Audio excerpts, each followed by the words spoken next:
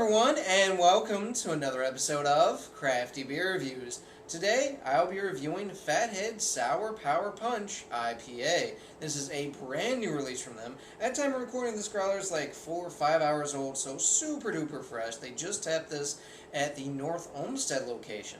So for this one, they are using Centennial and Citra hops, and then they are using Brettanomyces to ferment the beer. So cool stuff. I'm not really sure why they're calling this sour power though, because Brett usually does not sour a beer. It's just used for like funkiness, that kind of thing. But you know what? Whatever. I'm always game to try a new IPA from Fathead, so let's go ahead and check out the aroma.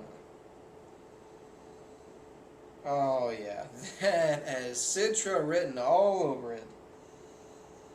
Oh wow, right up front, tons and tons of juicy tropical fruit notes. I'm getting some tangerine, this sweet orange.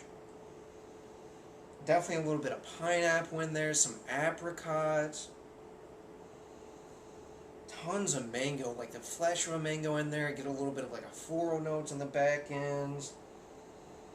Touch like a bittersweet grapefruit, but this just smells really juicy, really hoppy.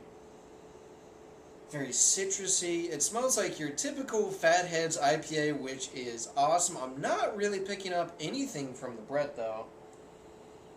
Yeah, it just smells like one of their IPAs. I'm not getting any funkiness, no kind of barnyard character, nothing else, but yeah, smells awesome in the hops department. Let's go ahead and take our first sip.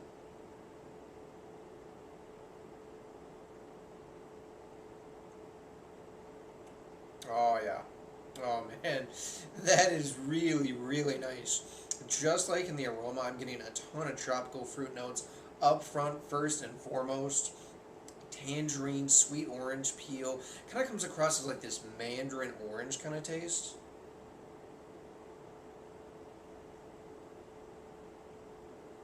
Mm. Lots of pineapple, a lot more pineapple in the actual taste than in the aroma. It almost tastes like pineapple juice. I'm getting apricots, some definitely stone fruit notes. A lot of mango on the back end too. It hits you with like this slightly spicy, sweet mango skin. Really, really nice.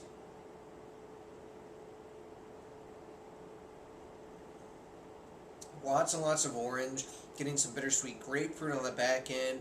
Getting a little bit of like a floral presence. I would say for sure that the Citra is way, way more prominent than the Centennial. But you do get a little bit of that in there. I will say though, I'm not getting much in the way of Brett. I'm not getting barnyard, horse blanket, wet hay, nothing like that. It is pretty dry though. On the finish, it's very, very dry. It's not overly bitter, but it's got a lot of dryness, which that's something that Brett can contribute to a beer, so that's certainly got that. It's got a medium body, crisp, clean kind of taste. You know, it lingers with this really nice orange peel on the back end, almost like an orange zest or lemon zest too, which is cool. Again, decent bitterness, but nothing over the top. A lot of this dryness, I think, is coming from the Brett, though.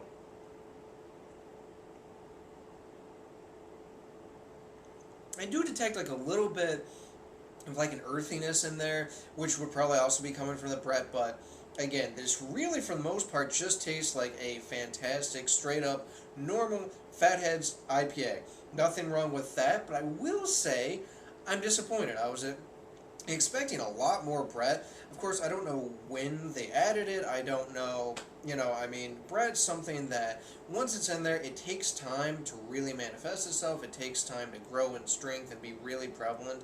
And I'm just not getting that. But this is also a really fresh beer, so I guess that's part of it. But with all the Brett, funky, wild, and sour beers I've had lately, if I was really short in that department, I was really looking for that.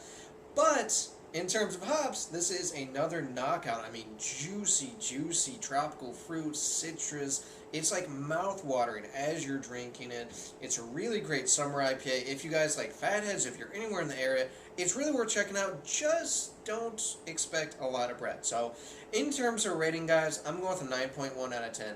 I would certainly go higher, but again, the Brett is pretty much non-existent in this beer. I know that it's young, so that's probably part of it, but I can't help but be a little bit disappointed in that facet of it.